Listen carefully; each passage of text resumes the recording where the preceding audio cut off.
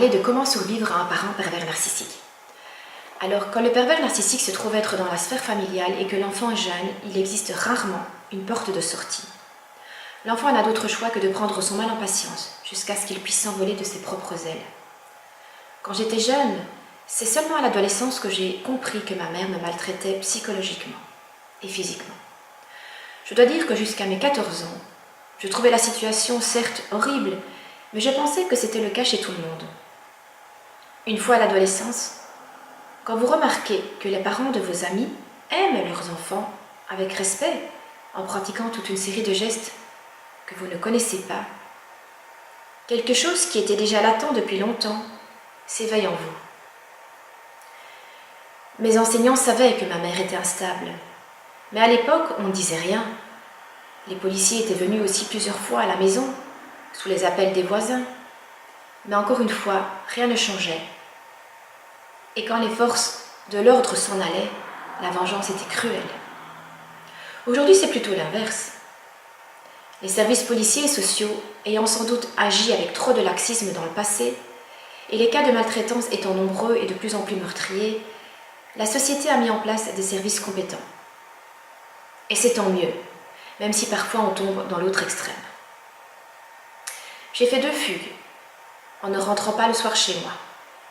J'avais plus ou moins 14-15 ans et j'appelais à l'aide. J'étais une très bonne élève, grande sportive et tout le monde m'aimait. Discrète, travailleuse et fidèle en amitié, j'aurais dû avoir une enfance et une adolescence sereine. Cependant, au fil du temps, je me renfermais de plus en plus. J'étais excessivement pudique et triste. Je n'avais aucune confiance en moi et l'école était le seul endroit où je pouvais me valoriser.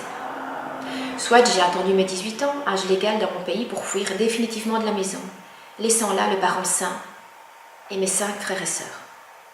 Tout cela pour vous expliquer que malgré les tentatives d'appel à l'aide de la victime enfant, on ne retire que très rarement un enfant de sa famille. D'abord, parce qu'on pense que c'est l'endroit idéal pour élever un enfant, grosse connerie. Ensuite, parce qu'il n'y a plus de place dans les institutions prévues pour le placement d'enfants maltraités. Et puis aussi, vous savez comme moi que la maltraitance psychologique étant moins spectaculaire que la maltraitance physique, il reste difficile, malheureusement, de nos jours, de l'évaluer à sa juste valeur. Cependant, étant à nouveau victime de pervers narcissiques, cette fois-ci en tant que femme et non plus petite fille, je peux vous rendre espoir. En effet, les choses ont évolué fortement et l'enfant est écouté. Il reçoit l'aide d'un avocat qui lui est commis d'office. Il est entendu par les juges de la jeunesse dès son plus jeune âge. Et des services compétents pourvus d'assistants sociaux, psychologues, médecins, etc. ont le pouvoir d'aider ces jeunes en difficulté.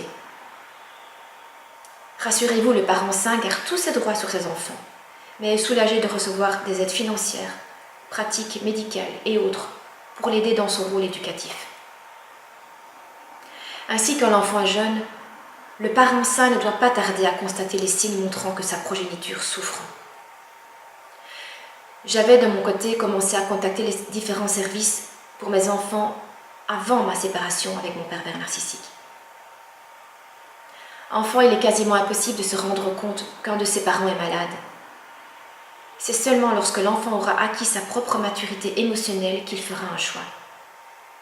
Soit il prendra la voie la plus simple, celle de se soumettre aux parents toxiques, soit celle de résister tant bien que mal, jusqu'à ce qu'il soit capable de se rebeller, puis de partir, comme je l'ai fait. Après, l'enfant des manipulateurs, on décidera de couper définitivement les ponts en tentant de ne pas culpabiliser, ou bien on agira en s'éloignant quelque peu, prenant du recul sans toutefois couper tous les liens, mais plutôt en voyant son parent toxique davantage comme un étranger. Le but ici sera de tenter à tout prix de se défaire de l'emprise, qui peut prendre un caractère de dépendance affective. Car le parent abandonné peut se tourner en victime, disant qu'il a besoin de son enfant. L'enfant même devenu adulte pourra se sentir responsable du bien-être du parent sain et essayer d'aider ses parents en vain. Dans les cas les plus heureux, le parent sain pourra aider l'enfant à se défaire de l'emprise si toutefois ce parent est apte lui-même à le faire. Encore une fois, tout dépendra de la prise de conscience de chacune des victimes. Cependant, si le conjoint reste totalement soumis à son PN, l'enfant pourra éprouver beaucoup de difficultés à laisser le parent soumis qu'il pourrait penser abandonner. Et pour moi, c'est là que réside le plus gros risque pour l'enfant, qui serait passé à côté de sa vie pour s'occuper de sa mère ou de son père. L'enfant devra à tout prix acquérir la maturité suffisante qui lui permettra de comprendre que pour sauver sa peau, il devra partir sans se retourner, ou tenter de posséder la force émotionnelle de se dire qu'il n'est pas de son devoir de prendre des choix pour son parent sain.